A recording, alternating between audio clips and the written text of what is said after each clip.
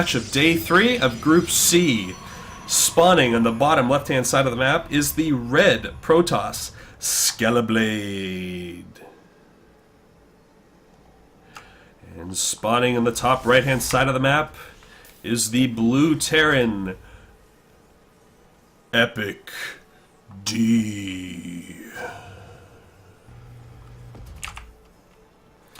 So we've seen both of these players already play each other once before. It was in the first match of the evening, so this is a bit of an opportunity. This is a rematch of the first... I'm reading chat, I'm just laughing at shit. This is the rematch of the first match. Skeleblade took a pretty decisive game 1 away from EpicD, but EpicD was able to come back and beat Skeleblade on the next 2. Different map order this time, the same 3 maps as the first one, but if we follow the structure, EpicD did take this first game, and we'll see if he applies the same sort of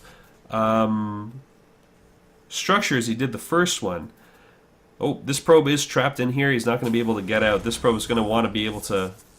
It's going to go for a fight and going to lose. Pop. Pop goes the probe.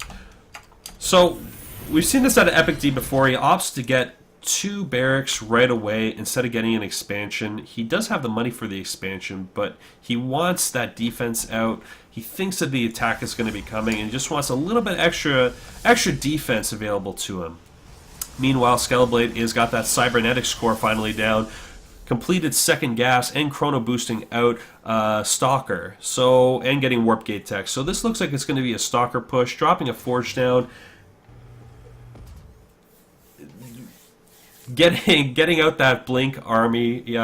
Probably going to start researching. Oh, he did cancel. Oh, he canceled the warp gate tech and finally started to back up again, moving that chrono boost over to the cybernetic score. He wants to get that warp gate tech out. The probe on the other side of the map did die, and I don't see a forward. Reaper is going to come in here. Going to see everything that's happening. Same as what he saw the first game. This Reaper is going to go down, though. It's not going to be able to get out of here. No micro out of EpicD whatsoever. Tries to take on a shielded Stalker and loses.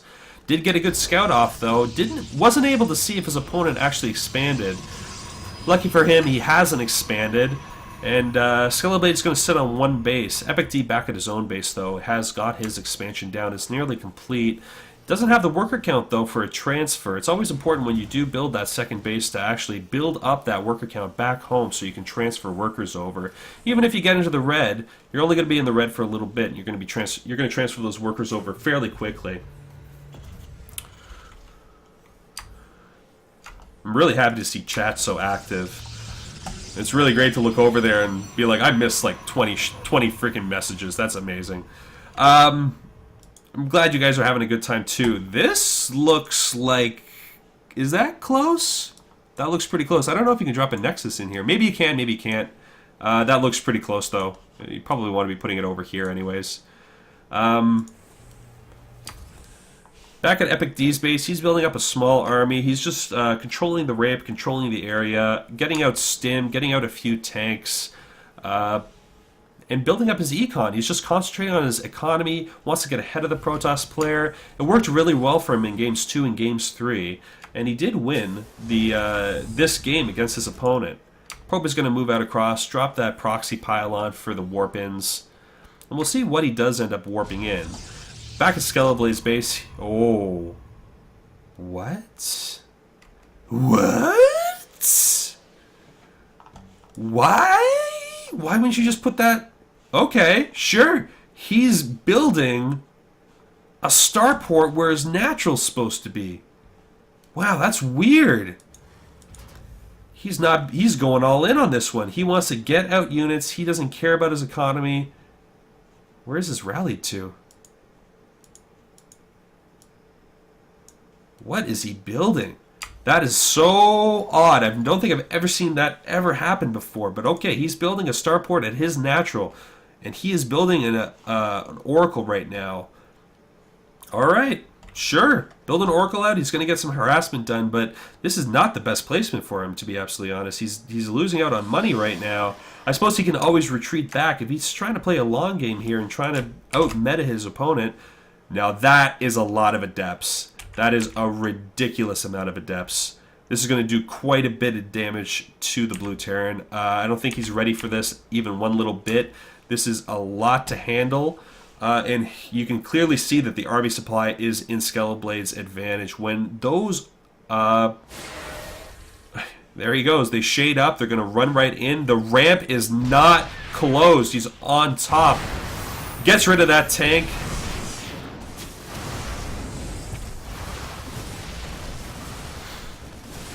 Let's see if EpicD can clean this up. This is quite a large force to have to deal with. You can... Army supply advantage is in the Protoss' favor here. The Shades are trying to get on top of this army, attacking from two sides, and he's going to clean up the rest of this. This does not look good for EpicD one little bit. He's trying to keep his production up. He has 2 Widow Mines going to come out. These 2 Widow Mines will clean up this Adept army, but what he... Oh, and the Oracle is attacking the mineral line. Has got a whole bunch of kills, I'm sure. 10 worker kills on this Oracle. Meanwhile, back at the main ramp, he is trying to take out... And he does. Ooh, Widow Mine shot. Takes out a whole bunch. How many Widow Mine kills? That's insane. Took out 2 Adepts with that shot. But this does not look good for EpicD. He is not concentrating nearly enough like he was in the first few games. This Oracle over here is going to kill a whole bunch. Nope, he's out of energy. He is supply blocking him at every turn. He's going to move in here and kill a whole bunch of workers. He's bottlenecked his entire economy into one area. These Adepts are going to get on top of this army, kill him. He's floating his command center out. He's trying to get away, recognizing that this base is probably already toast. Great job by Skeleblade by attacking, sticking on one base, trying to get that Oracle in there. This Oracle does have energy now. Once it pops, a lot of these are juicy. A lot of these SCVs are already hit up quite a bit. Oh, here comes a hit! Trying to escape out. They're desperately trying to get to where EpicD is floating his natural base over to, just to try to keep his economy going, keeping this game going. This is how EpicD plays. He never calls quit. Oh, another Widow Mine hit. Takes out another one. This Widow Mine's finally up to 4 kills. Pretty good, paid for itself. How much is this one? 3 kills. This is not looking good for EpicD. His production is all but gone. He's sitting with 9 workers. He is mining, but he doesn't have anything. Skeleblade is sitting on a humongous bank right now, opts to expand, and just slowly take out the rest of this. Those Widow Mines have paid for themselves 3 times over. If EpicD does win this game, these guys are the MVPs. Look at that, 7 kills? No, get away. There's something underneath you. Get away. 7 kills. That Widow Mine has 7 kills. This one's got 4 and 2. Those Widow Mines have paid for themselves 3 or 4 times over.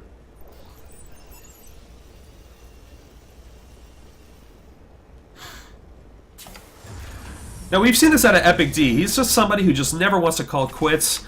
He just refuses to ever bow down to his opponent. He floats his bases out. He wants to just keep playing. He never says die, never says quit.